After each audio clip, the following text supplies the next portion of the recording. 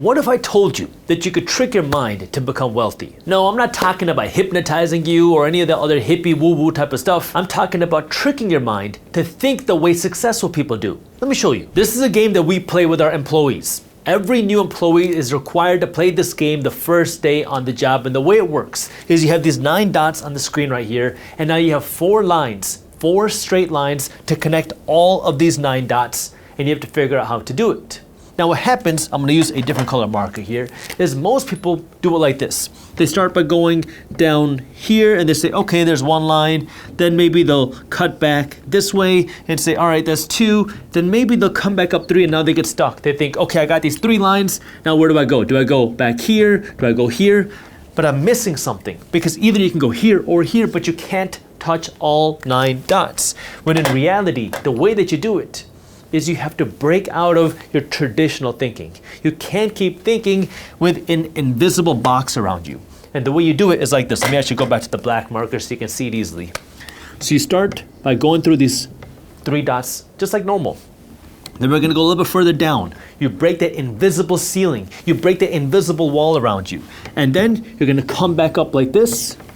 And then you're gonna come back this way and then finish it up right there. Because now what you're doing is you're breaking out of this invisible box, and the reality is many of us, regardless of where you are in your life, have some sort of invisible barrier, some sort of invisible box that we put on ourselves, and in order for you to achieve the next level of success, whatever it might be, whether it's saving $2,000 or making millions of dollars, you have to be able to break through that barrier, which requires you to change the way that you think. And the reality is many of us are our biggest roadblock. Now the reason why we do this at our company is because we want our team members to be able to think out of the box. But the thing that really got me to want to do these types of exercises was I used to guest teach at a public school in Detroit. Now Detroit has been hit very hard, and you have some very rough neighborhoods. And the school that I used to go guest teach at, to give you some perspective, you'd have multiple metal detectors when you'd walk in, you'd have police all around the school, and then you'd have these barricades at every corner. That way if a fight breaks out, that somebody could pull this barricade and shut the hallway down so people don't rush to where the fight is.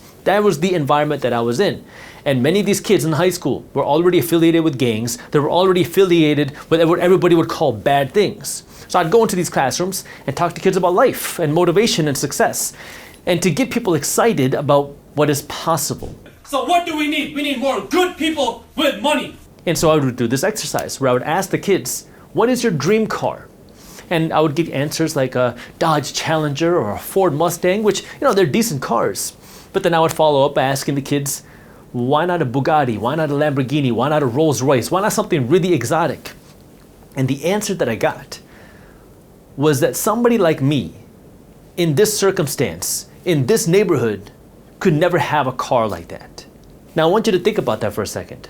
That means these kids are programmed to believe not only that they can't become successful, but that you can't even dream to become successful. You can't even dream the success in your mind.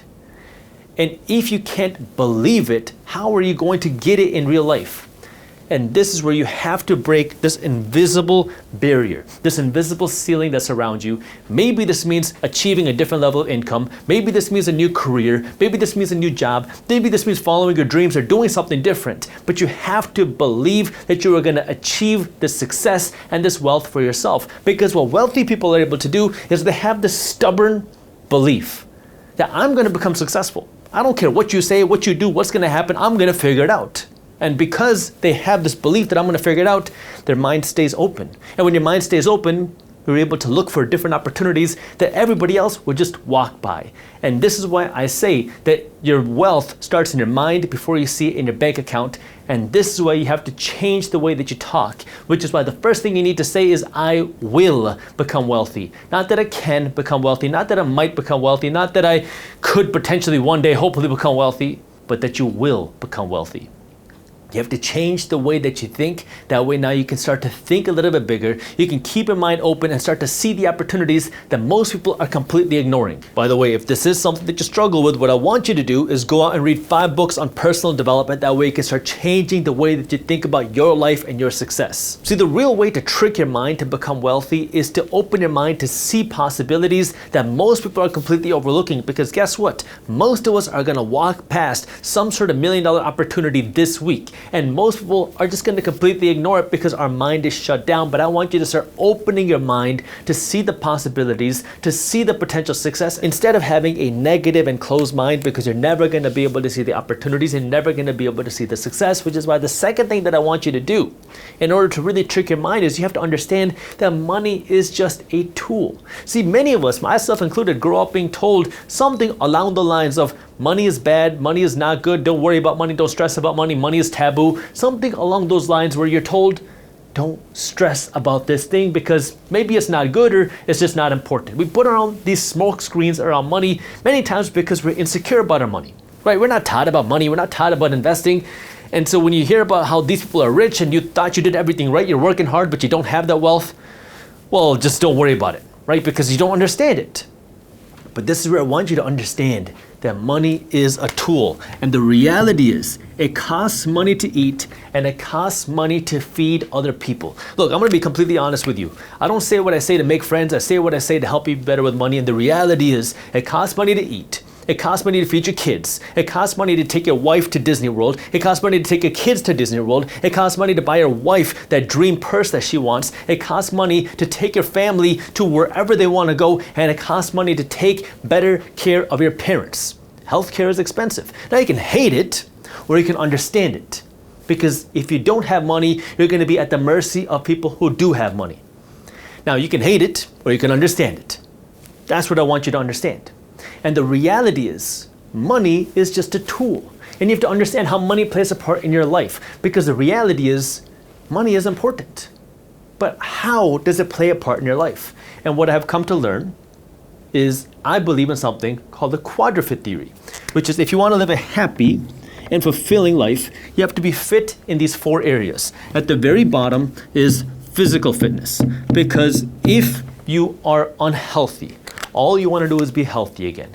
If you're morbidly obese, if you're on your deathbed, nobody cares about how much money they have in the bank. All they care about is being able to breathe, being able to be healthy. So you got to take care of your physical fitness. Above that is you got to be mentally fit. Guess what? If you are anxious, if you're depressed, if you're surrounded by toxic people, it doesn't matter how much money you have. More money is going to make you more miserable. You got to work on the mental side of your fitness as well. How can you find your happiness in life? Can more money help you here? Sure, but it's not going to fix this problem by itself. You have to work on this by itself. Above the mental here is you also have to be spiritually fit. Now, this doesn't mean religious. Being spiritually fit means you understand your sense of purpose. Because the reality is, if you have $10 million in the bank, what is your reason for getting out of bed now? What's your reason for wanting to do something and succeed and having that motivation to do all that? Well, you got to have some sense of purpose. That's your spiritual fitness. You got to understand, why are you here? You want to start thinking about this too, because if you have the money, well, it can take that away if you don't have any other source of purpose. And then at the very top is financial fitness.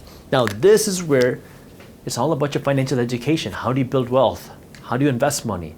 How do you have the sense of financial freedom so you don't have to worry about money every single day? But notice, it's separate from each one of these. Because the reality is you have to be financially fit so you can live a free life. And you want to know the kicker here? If you're not financially fit, it can destroy your physical fitness. Because if you don't have money, well, then maybe you can't afford the healthy foods. Maybe you can't afford the gym. Maybe you're so stressed about money that you start eating bad. If you don't have money, it can destroy your mental health. Financial problems are one of the leading causes of divorce and suicide.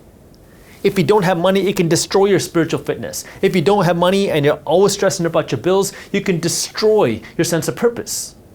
And so, yes, you got to work on these independently, but they all tie into one another. And this is where you have to understand. Money is a tool. It plays a part in your life. And until you understand this and believe this, you're not going to be okay wanting to go get that money, because what's going to happen is you're going to say, yeah, I want to be able to pay my bills easier. Yeah, I want to be able to have this wealth, but I hate rich people. I hate the idea of having wealth. I hate the concept of wealth. Well, if you hate the concept of wealth, why would you want to do something that you hate? We don't do things that we don't like. We do things that we agree with. We do things that we believe in. And so if you believe in this idea of becoming wealthy, you will work towards that. But if you say, I want to become wealthy, and then on the other hand, you keep hating on this whole idea of becoming wealthy, how do you think you're going to become something that you want to hate? You see the discrepancy there?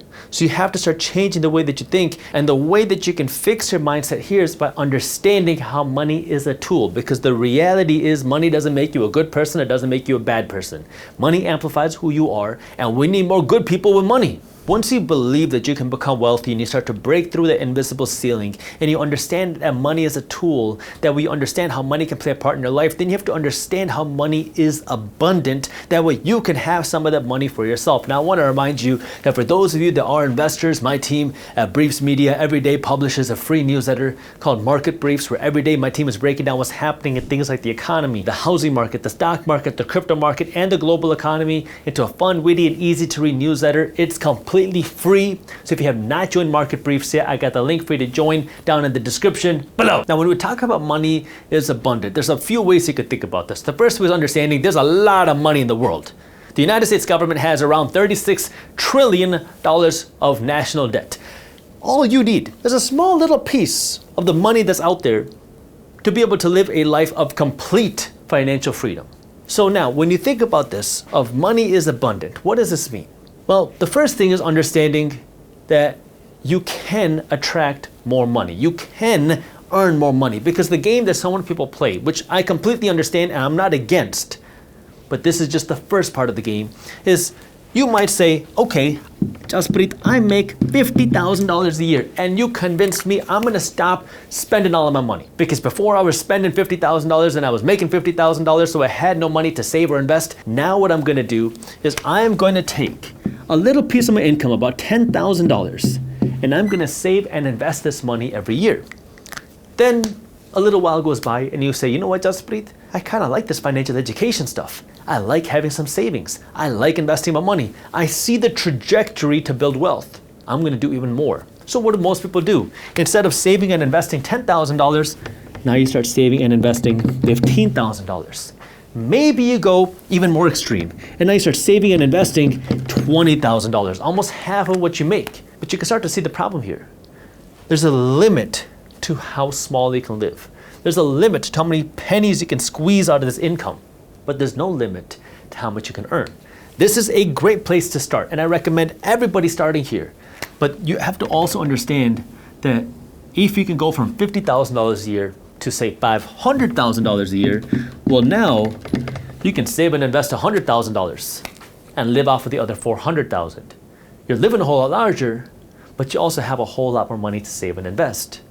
Now, when I say this, everyone's initial knee-jerk reaction is, well, Jaspreet, how in the world am I gonna go from $50,000 to $500,000 a year? My boss is not gonna give me a raise like this. What are you talking about? And you're right, they might not. But now, remember, let's break through the invisible ceiling. Let's think through this. What do you do if you had to make $500,000 in a year? Well, maybe you start learning how to do that. Maybe you start watching YouTube videos. Maybe you start listening to podcasts. Maybe you start reading books on how to do this. And now, maybe you start learning about new opportunities. Maybe you start learning about new careers. Maybe you start learning about new business ideas or side hustles that you can start doing. And maybe the first year you actually lose money. You buy some courses and you end up being scammed out of something, and now you're really angry, but you don't give up. Because you want to find that opportunity. You got to get a little bit of a taste, and you're still thinking bigger, right? You understand that there is this opportunity out there. So now what do? Well, now you learn from the mistakes that you made, and now you try something different, and you're working, and you start seeing other people who've become successful, and you start learning from them. You start studying what other people do, and now you start to take some more action. And now in the second year, maybe you only make $5,000 on the side from this business that you have really just dedicated your life to on the side. So you're working all the time and you're working on the side for this business. Year one, you lost money because you got screwed over. Year two, you made $5,000. But then year three, maybe you make an additional $50,000 over the course of the year. You just doubled your income. Maybe year four, you make $200,000. You still haven't achieved this. But guess what? You're way further than where you were before.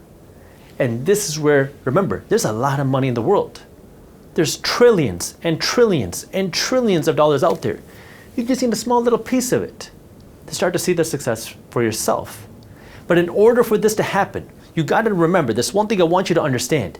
There's no limit to success. And this is a very tough concept for our brains to process, because our brains are not wired to think about this, because our brains are wired to think in terms of scarcity. See, when we're growing up, our parents can only divide their attention in so many ways. If you have a sibling, either you got the attention from your parents or you didn't. If your parents are busy, either you got their attention or they didn't. It was black and white, it was either there or it was not there. You couldn't have all the attention. But when it comes to money, you can be rich and I can be rich. It's a different concept. And it's hard for our brains to understand that unless you start to see it for yourself. Because what happens to a lot of people is they get caught up into this scarcity-minded thinking where they think if I spend $1, you're getting rich and I'm not. Which, yeah, maybe that's the case if you're buying Gucci, if you're buying dumb things that you don't have the money for. But if you can pay somebody $1 and earn $2, well, now you have the opportunity to learn and grow. And this is where you have to start finding those types of opportunities. Are they investments? Is it education? Is it investment into your own business? How can you start thinking a little bit bigger in terms of abundance? Because there's a lot of money in the world that we stop having this scarce, limited mind that's always shutting down the opportunities, because unfortunately, there's a lot of negative people in the world. We got enough of them. All they're gonna do is hate, talk about how this is not possible, talk about how this random guy on YouTube has no idea what he's talking about, talk about all these things about how it's not possible for somebody like me because of whatever situation that you're in, because of where you grew up, because of the way that you look, because of how your parents are, because of whatever community that you're in, because of whatever reason you can come up with. Everybody's got those reasons. But the reality is, it is possible if you believe it's possible. See, the people that become successful are the people that believe that it's possible and then they work towards that. The people that don't are the ones that are always hating on everybody else. So you got to decide, would you rather be a hater or would you be the one that wants to become successful? Because as soon as you become successful, those people are going to be hating on you because you had some magic fairy tale that they didn't have. And the last part to this, to really think the way that wealthy people think, is to understand that it is your duty to become wealthy. Nobody else's. And the reason why I talk about this is because, well, nobody's going to do it for you. And the mistake that many of us make is we feel like, man, I worked hard. I bust my butt. I deserve to have this nice stuff. I worked so hard that it should be given to me now. And we just feel like we deserve something even though we don't have that thing. But money is not emotional. It doesn't care how you feel. It doesn't care how much you feel like you deserve it. Either you have it or you don't. And this is where I want you to start really understanding this. And understand it's going to be hard. You can't go through this and become successful without sacrifice. I don't care how many people on the internet, I don't care how many gurus will sell you a class on how to get rich without putting in any work. It's not possible. At least I haven't been able to figure it out yet. So, understand it is your duty. And you're gonna have to go through some crap. You're gonna have to get punched in the face. You're gonna have to go through the ups and downs. You're gonna lose money at some point. You're gonna get screwed over. It's a part of the process. At least that's what it's been for me and every other successful person that I've talked to. And this is where one of the things that we like to do at my company is at every desk that you have what we call a wall of why, which is where you can put pictures of whatever is important to you. Why are you working so hard? Because the reality is if you work for me and my company, you work hard. You work really hard. But you need a reason to know why you're working so hard. And this is where you have to remind yourself, what are you doing this for? Who do you want to prove wrong? Who do you want to prove right? What do you want to do for yourself? Are you doing it for that little child inside of you? The little boy, the little girl that believed they could do something? Is it for your parents? Is it for the person that talked crap to you? What is the reason? You gotta know what that why is. What is your why? Why do you want to go and become successful? Because the mistake that so many people make is they say, I want a Lamborghini. Okay, well, once you get the Lamborghini, then what? I mean, these are fleeting things.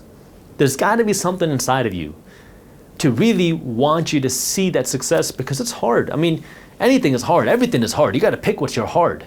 But if you really want to see that success that most people just dream about, you have to start doing something a little bit different, and you have to work differently than how the majority of people work. And now I want to hear from you. Which of these 4 things, breaking through the invisible barrier, or understanding that money is a tool, or understanding that money is abundant, or understanding your why, are you working on the most? Let me know down in the comments and below. Yes, I do read the comments, so I'm looking forward to hear what you say. That way we can work to create better content to help you get to where you want to go.